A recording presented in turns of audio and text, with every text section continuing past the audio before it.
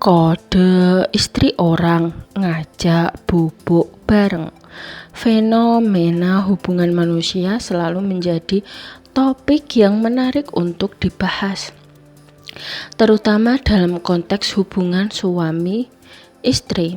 Ketika berbicara tentang kode, kita seringkali mengaitkannya dengan isyarat atau pesan tersembunyi yang memerlukan interpretasi. Dalam hubungan pernikahan, komunikasi yang tidak langsung seringkali menjadi sumber kebingungan, bahkan konflik. Salah satu topik sensitif adalah bagaimana seorang istri menyampaikan kebutuhan emosional dan fisik kepada suaminya. Judul ini mungkin terdengar provokatif, tetapi sebenarnya mengangkat isu penting. Bagaimana pasangan suami istri dapat saling memahami kebutuhan satu sama lain tanpa perlu menggunakan kode yang sulit dimengerti. Video ini akan membahas berbagai aspek dari fenomena kode ngajak bubuk bareng. Dari makna di balik kode, kesalahpahaman yang sering terjadi, hingga solusi untuk memperbaiki komunikasi dan meningkatkan keharmonisan hubungan. Yang pertama, makna di balik kode. Dalam konteks hubungan suami istri, kode seringkali digunakan sebagai cara tidak langsung untuk menyampaikan keinginan.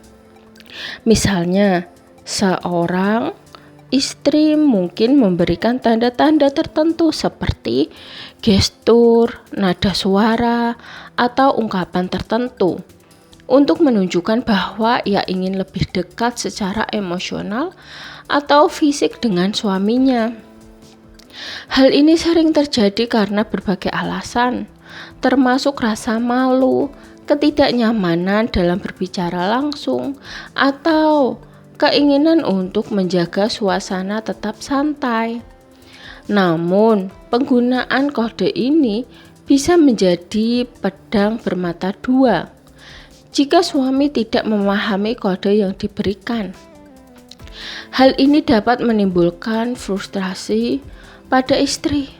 Sebaliknya, jika suami memahami kode tersebut namun tidak merespon dengan tepat, perasaan penolakan atau kurang dihargai dapat muncul.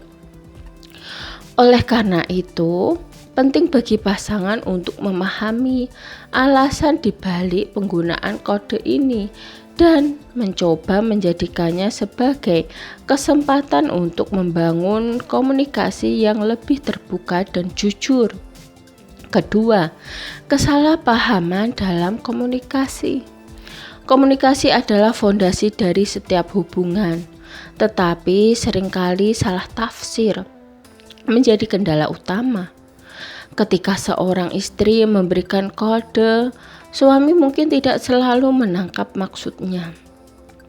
Sebagai contoh, istri yang tiba-tiba bersikap lebih manja atau sering menyentuh suaminya, mungkin berharap suami memahami bahwa ia ingin mendapatkan perhatian lebih.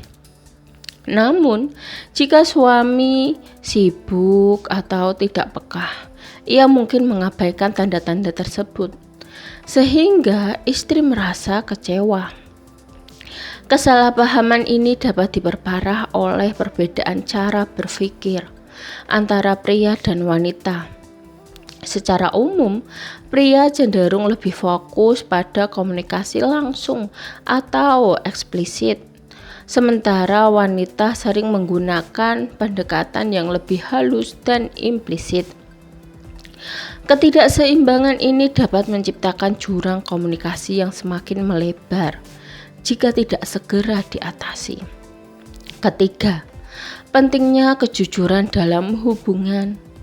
Menghindari penggunaan kode yang berlebihan dan menggantinya dengan komunikasi yang jujur dapat membawa banyak manfaat bagi pasangan suami istri. Kejujuran memungkinkan kedua belah pihak untuk menyampaikan kebutuhan dan keinginan mereka tanpa rasa takut akan penolakan atau kesalahpahaman. Misalnya, daripada memberikan kode, istri bisa mengatakan secara langsung apa yang ia inginkan dengan cara yang lembut dan penuh kasih. Selain itu, kejujuran juga dapat meningkatkan rasa saling percaya. Ketika pasangan merasa bahwa mereka dapat berbicara satu sama lain tanpa perlu menyembunyikan sesuatu, hubungan mereka akan menjadi lebih kokoh. Komunikasi yang terbuka juga memberikan kesempatan untuk membahas masalah atau ketidakseimbangan dalam hubungan sebelum masalah tersebut menjadi lebih besar. Keempat, solusi untuk meningkatkan komunikasi. Salah satu solusi untuk mengatasi kesalahpahaman adalah dengan menciptakan lingkungan komunikasi yang aman dan nyaman. Pasangan perlu meluangkan waktu untuk berbicara dari hati ke hati, tanpa gangguan dari pekerjaan atau media sosial. Misalnya, pasangan dapat menetapkan waktu khusus setiap minggu untuk berbicara tentang perasaan, kebutuhan, dan harapan mereka. Selain itu, penting untuk belajar memahami bahasa cinta pasangan masing-masing.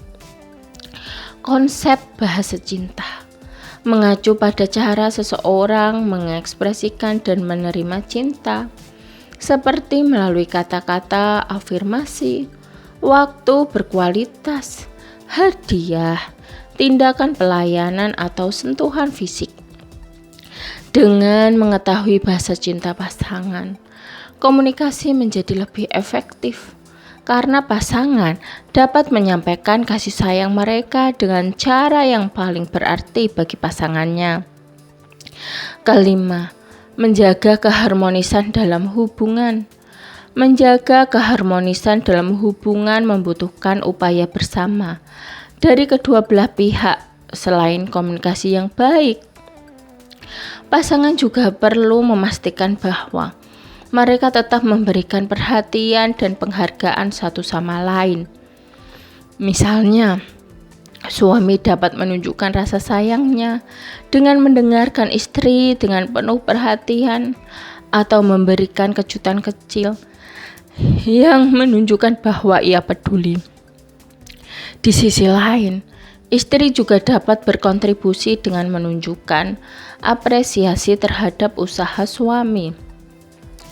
Bahkan untuk hal-hal kecil, memberikan pujian atau ucapan terima kasih dapat meningkatkan rasa percaya diri dan kebahagiaan pasangan.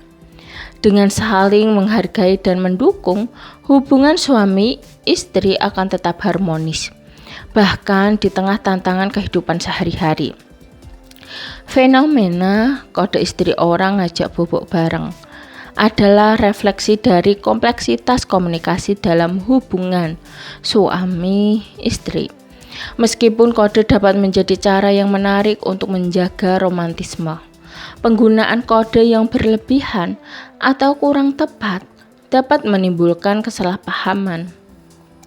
Oleh karena itu, penting bagi pasangan untuk berkomunikasi secara jujur, memahami kebutuhan satu sama lain, dan terus berupaya menjaga keharmonisan hubungan.